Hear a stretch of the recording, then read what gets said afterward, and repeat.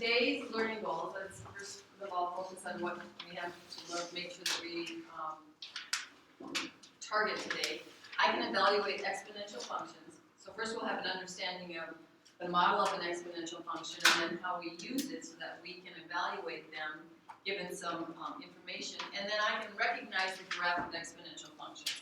It's important that we always know what graphs look like for our functions. We already know what the graph of a linear function looks like. What is it? A line. A quadratic function.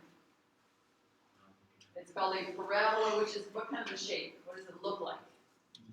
A U shape. It's a U-shaped graph, either opening up or opening down, right? We actually, quite a while back, also did some graphing and working with absolute value functions. Do you remember what kind of graph an absolute value function provides? Kind of reminds you, in fact, some of us sometimes made our quadratic functions look like this.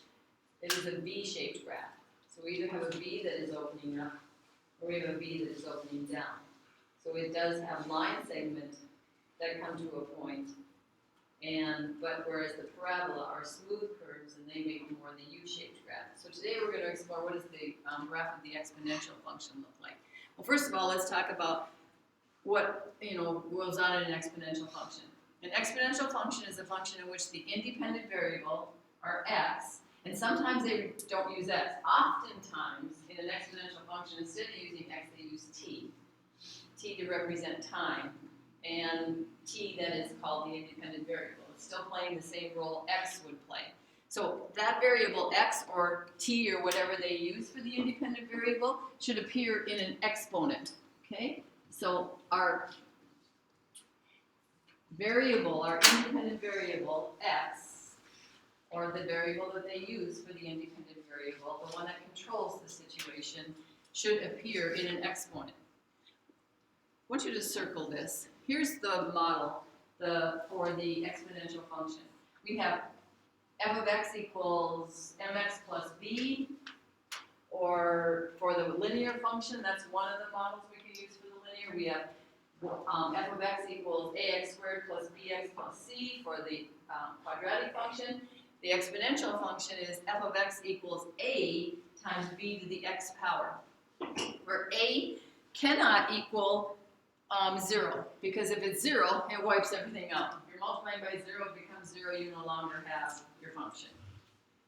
And b does not equal 1, because if we're taking 1 to a power, what happens when you take 1 to a power?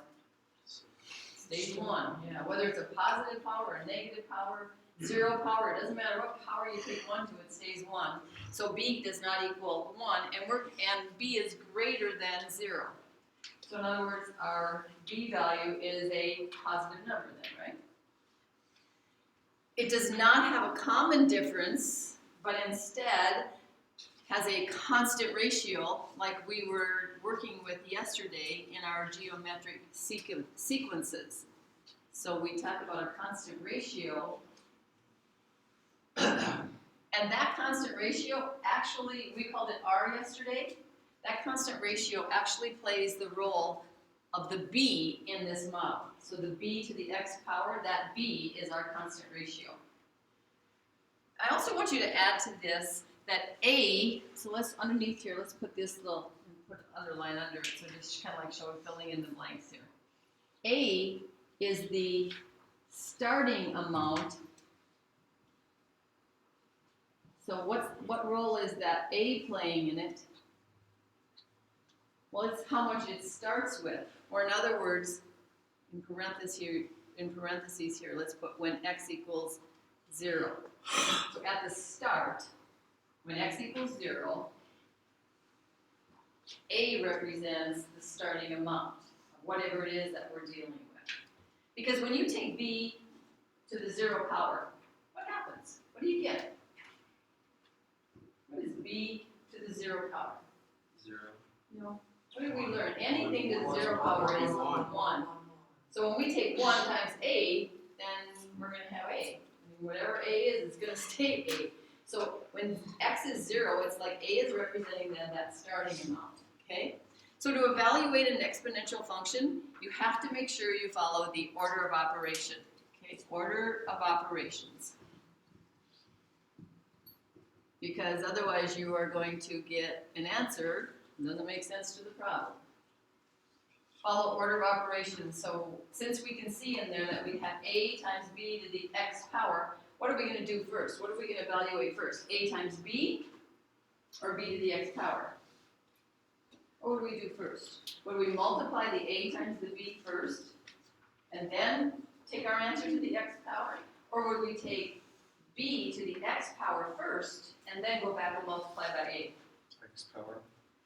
We do the power first. When the order of operations says do exponents first and then multiplication and division come after that. So we need to take care of the exponents first. So let's go to, I want you to look in your books on page, flip to page 628. 628.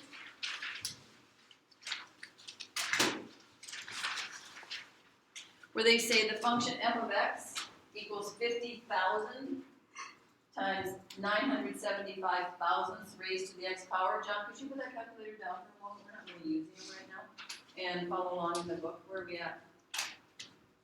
We're on number 2, page 628. So we have the function that I have written on your notes, and where x represents the underwater depth in meters. In other words, we need to know what is x standing in for in this model, in this function. And where x represents the depth in meters, models the intensity of the light below the water surface in lumens per square meter. So what's f of x representing? When we get f of x in this problem, what is it? Be specific. It's right there in our reading. I just read it. Y. F of x can be y, but what is f of x, or also known as y, actually representing in this problem? We were just told that x represents the underwater depth in meters. What is f of x representing then? The intensity of the light. The intensity of the light in lumens per square meter. So when we get our answer, we should have lumens per square meter because it's representing that intensity of light. So the question is, what is the intensity of light 200 meters below the surface? Round your answer to the nearest whole number. So again, we always have to read the question and make sure that we've identified what is the x representing, what is the f of x representing, because they could give us either. Doesn't matter, and then we have to solve for the other one. So they gave us the 200 meters below the surface of the water. The depth is 200 meters below the surface of the water. So where are we going to put that 200 in for? The f of x or the x? We need to put it in for the what?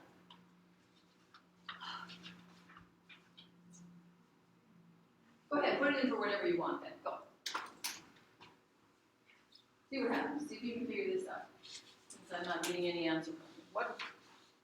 Where would we put that 200 in? Go ahead, try it in the problem and see. And see then your answer makes sense when you're all done.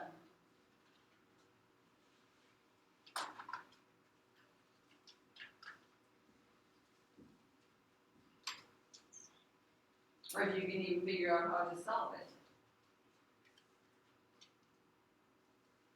Riley, do it. Open your book, page 628. Open your book to page 628 back there, Katie. Let me make sure Mr. Larson listens to this recording today. He can get a picture of what my classroom looks like, how I have to tell 9th graders what to do over and over.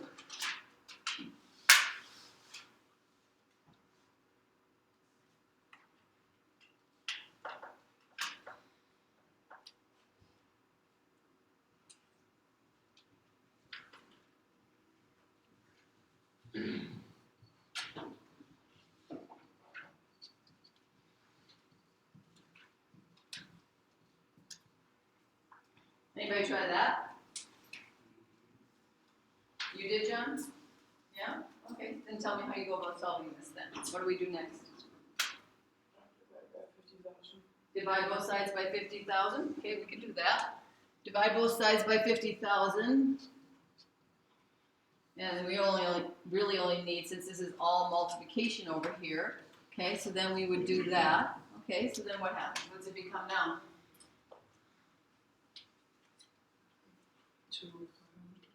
2 over 500, which is really the same as 1 over 250, right? Okay, now what are you going to do? I got 2. You got 2 for an answer? How'd you get it? Well, put 0.975 to the 20th power. I mean 200th power. Okay. But I'm not sure if I did that right in the calculator. I don't know what I'm doing, but anyway, did that. Multiplied that by 50,000 and divided it by 200. And then divided by 200. Yeah, Again. and then I rounded it up to instead of to the nearest. Okay. So you put 200 in for x instead of I put it in for f of x, and John put it in for f of x, and I think there might have been a couple of other people. You put your 200 in for x instead, took it to the 200th power, but then in the end, divided by 200. Can you explain to me why in the end you divided by 200? To set it equal, I don't know. Because then it'd be 200 equals whatever the number was. So I divided by 200 on both sides, but I don't know if that's right. Oh, so the 200 kind of went in both places then. Well, yeah. Oh, can it go in both places? Is f of x the same as x? No. Is y the same as x? No. Not necessarily, no.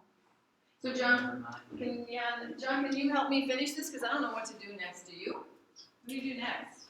How do you get that x by itself on the right side when it's up in an exponent? Do we know how to do that? Really?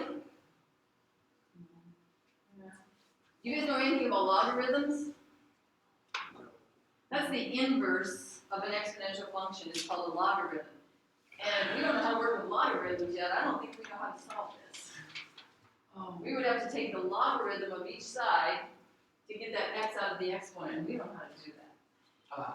So I think we need to explore, though, why would 200 go in for f of x? F of x, we said, represents the lumens per square meter, right? I got a question. And then x represents the what in this problem? What does x represent? Feet below water. The depth, yeah, the feet, the meters below water. So Sage? Wouldn't you, if you divided both sides by 0.975, wouldn't that leave it like with 1 to the x power? Well, you know what? It's 1 to the x power. If we divide it both, you think we can divide? Well, so you want me to take that, get that 0.975 out of there by dividing both sides by it? Would that work? Well, we can't because that's attached to that x power. Oh, So we can't. It's like you can't divide by it because it's being taken to the x power, so we would have to do the logarithm thing to get that x away from that 0.975.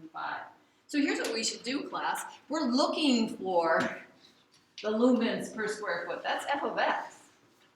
And so we were given the depth below the surface of the water as 200 meters. So we're going to put 200 in for x, what x is representing in this problem. And now we're going to follow order of operations, which says, and this is the only thing I want you to do in this next step, is take that 0.975 and raise it to the 200th power. And we're going to write down what our calculators show us. So f of x equals 50,000 times whatever 0.975 raised to the 200th power is. Now on the calculator you're using, it could be an upside down V key. You'd put 0.975 in and hit the caret key, and then a 200. It could be a y to the x power key. Find the key that raises it to the power, and everybody write on their paper right now in that open, I have an open parenthesis there, write down what does your calculator show that 975 thousandths raised to the 200th power is. Riley, do it.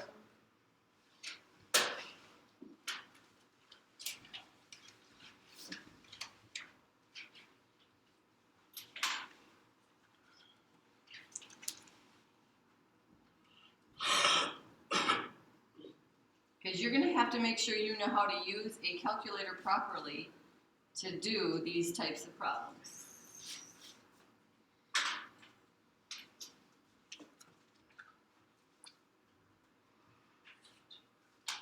It should be a very small number.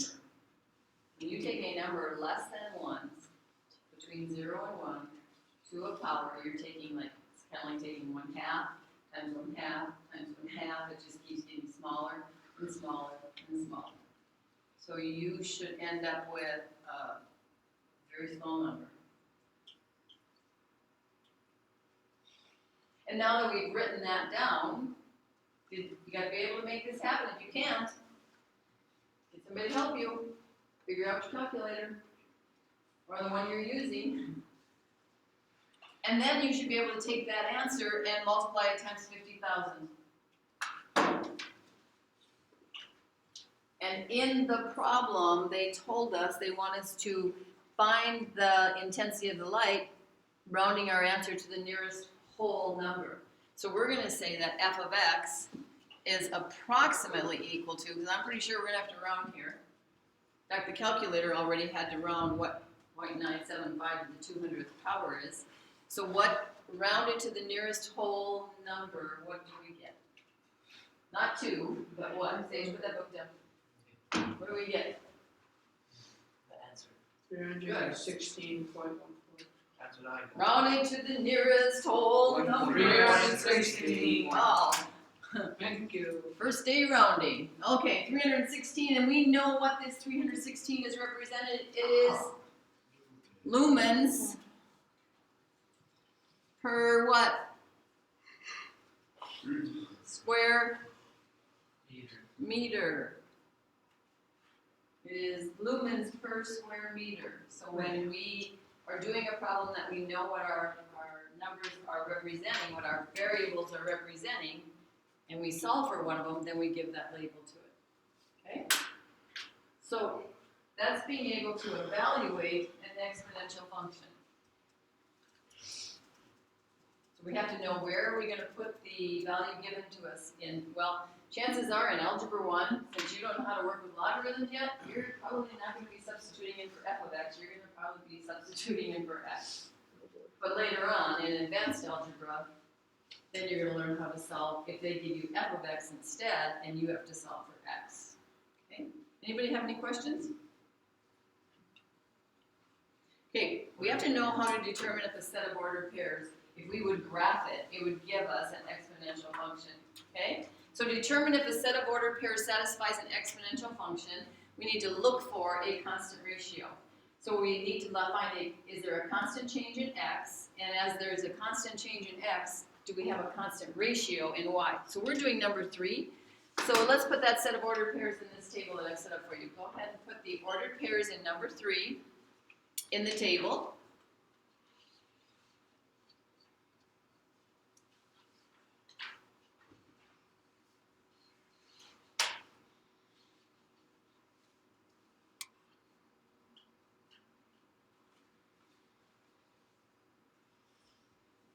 Okay, first of all, do we have a constant change going on in our x values? Yeah. Oops. What's happening to them? What's happening in the table now? They're adding 1. Yeah, so the x's are going up by 1. So we have that constant change we need in our x's. So now we have to determine, do we have a constant ratio going on over here? So we're going to do It's going to be the second. 0 divided by -1. Remember, we take a term. This is like our geometric sequence yesterday. Take a term. So this is like our sequence right here. -1 is our first term. 0 is our second term. -1 is our third term. -4 is our fourth term. So our second term divided by the previous term, -1, what is that? 0, yeah. 0 divided by anything except itself is 0.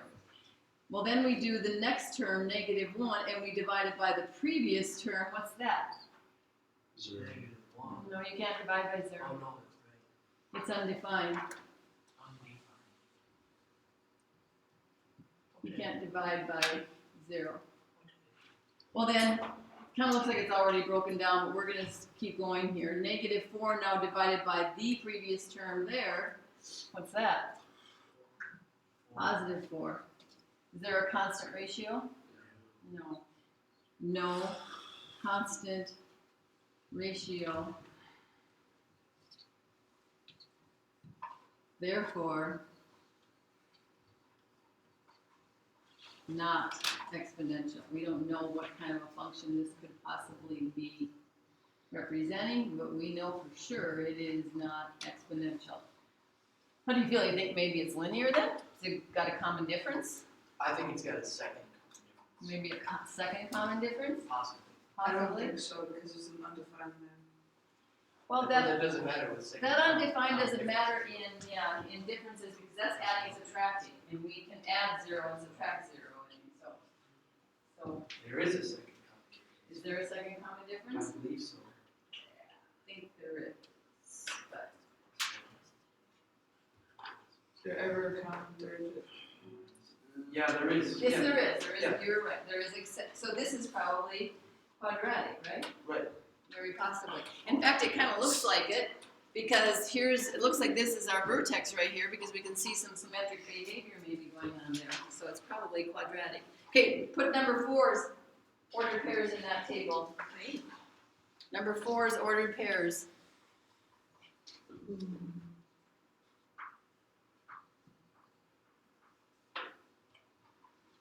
Some big numbers. Some big ones.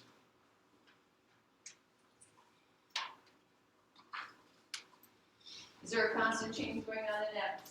Yeah. And it is plus 1 again. Okay, we are looking for exponential. We're not looking for linear. We're not looking for quadratic.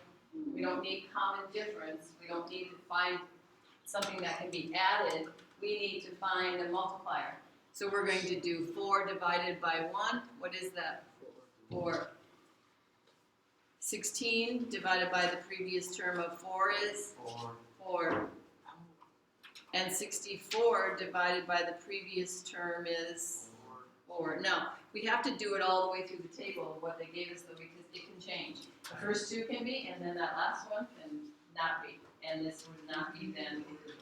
So we can say there is a constant ratio of what? Of 4. Constant ratio of 4. Therefore, is exponential. So we would expect when we graph this, it would have the exponential graphing behavior, which we don't know what that looks like yet, do we? It's just like this. Okay. So John says it's like this. Yeah. Is it always going to do that, do you think? It makes No. sense. Makes sense that it might? Just It might from do the this word too, itself. it might do this. Okay, let's go to the backside and let's do some exploring of some exponential functions then. So when a is greater than 0, in other words, the starting amount is a positive number. When we have an a value greater than 0, a positive number, and when b is between 0 and 1, meaning it's what? Meaning it's a what? If it's between 0 and 1, It's not a whole number. not a whole number, So very small. it's this fraction then, right? Or Or it doesn't. a decimal. And so and here's an example, y equals 2 times 1/2 to the x power. Let's think about, remember when we were, because you remember, x can be negative, by the way. The power can be negative. Remember back when we were studying negative powers? Yeah. Does do negative powers, taking something to a negative power, make it negative? So if I'm No. taking 1/2 to the negative 2 power, does that make it a negative? No. What did it do? What did Negative. 1/2 raised to a negative power do to it? It made it smaller. It made it It made it smaller when the base was greater than 1.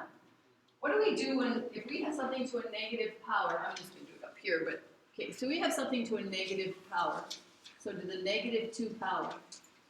We can rewrite it getting rid of that negative power by putting it in a denominator. So this is the same as 1 over 1/2 squared. What's 1/2 squared? 1/4. 1/4, so we have a 1 divided by 1/4. Or in other words, it's kind of like saying, how many 1/4 are there in 1? 4. So this actually equals 4. Wow. So that actually equals 4. It didn't make it negative. So when the base was between 0 and 1, and we're raising it to a negative power. So over here in this territory, when x is over here, when x is a negative number, it's going to make the more, do you think maybe the more negative it gets, or in other words, the smaller it gets, what's going to happen to the f of x value? It should get larger. So 1/2 to the negative 3 power would now become 1 over 1/2 to the positive 3 power, which would become 1 over 1/8. How many 1/8 are in 1? 1/8 and 1 is 8. So now when it's negative 3, now it went up to 8. And so on. So what happens when we take a power, though? Now we're taking a fraction to a power that's a positive. So 1/2 to the first power, what is that? 1/2 to the first power, what is that? A half. 1/2 to the second power? 1/4. 1/2 to the third power? 1/8. Well, what's happening? As the powers get larger, what's happening to the... Fractions get smaller. They're getting smaller. So now, so as we're going this way on the graph, as we are going this way on the graph, that power there is getting smaller, and then we're just going to double that smaller one, and so now the y values are going down. So anybody want to predict what they think is going to happen to this graph? Wait. Go grab a graphing calculator quick, everybody. Somebody give them for your whole row. Go. Okay, never mind, John. I think you Get got graphing calculators. Let's take a look. Let's find out what it's going to look like. Almost done, boy. Come on, quick.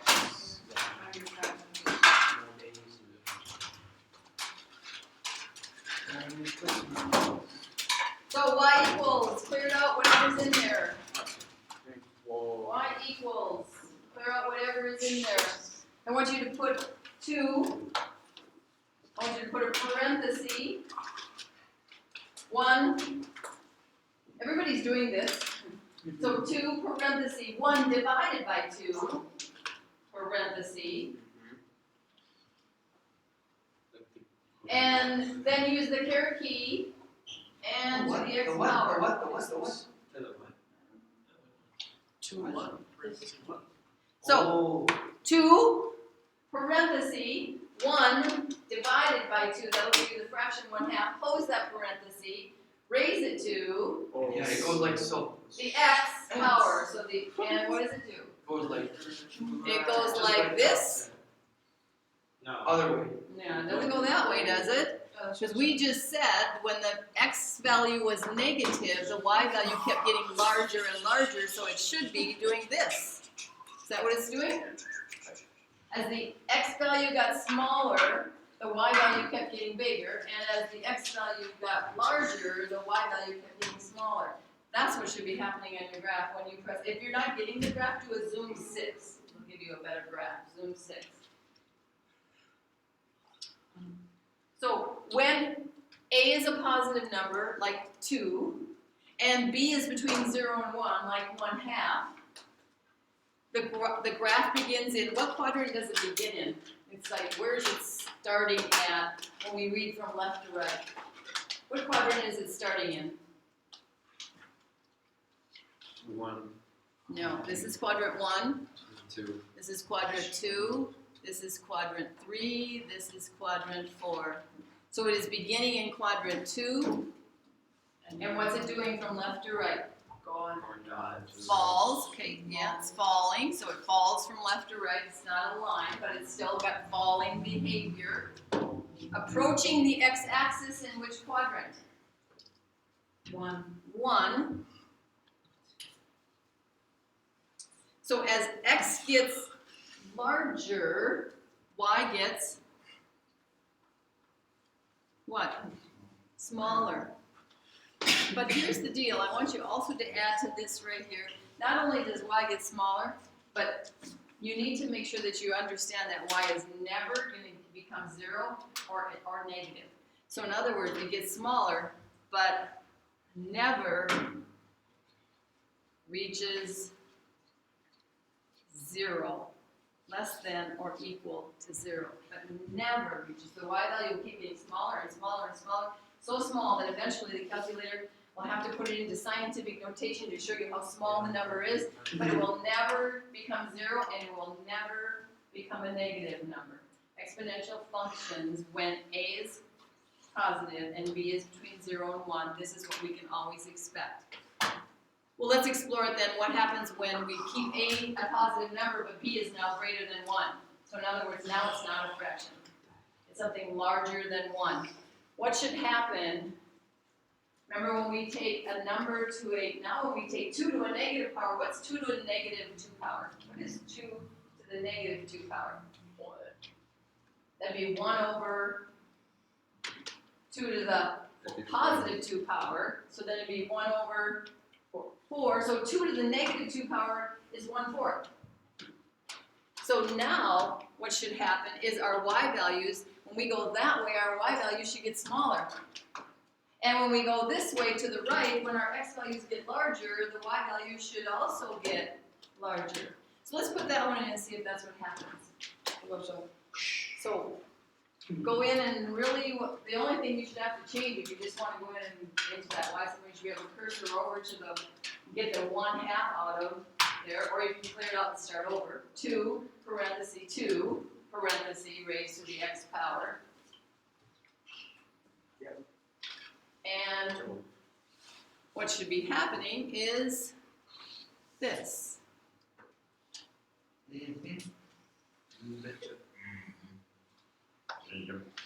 So the graph begins in quadrant what again?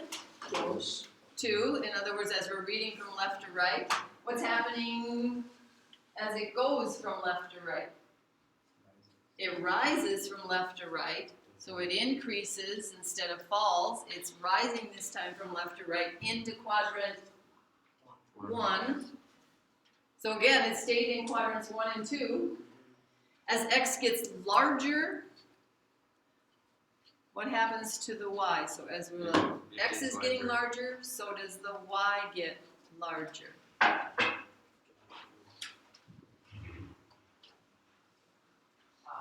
Okay, so let's do a little summary about domain and range, because we always have to make sure that we talk about domain and range with functions too. When a is greater than 0, this is when our starting bound is a positive number. The domain of our exponential function will be what? Are there any x values you cannot put into the exponential function? No. Can everything be taken to a negative power? Yeah. Yeah. Can everything be taken to the 0 power? Yep. Yeah. Can everything be taken to a positive power? Yes. So what's the domain? All real numbers. All real numbers. So we can use anything from the number line. We say that the domain is all real numbers.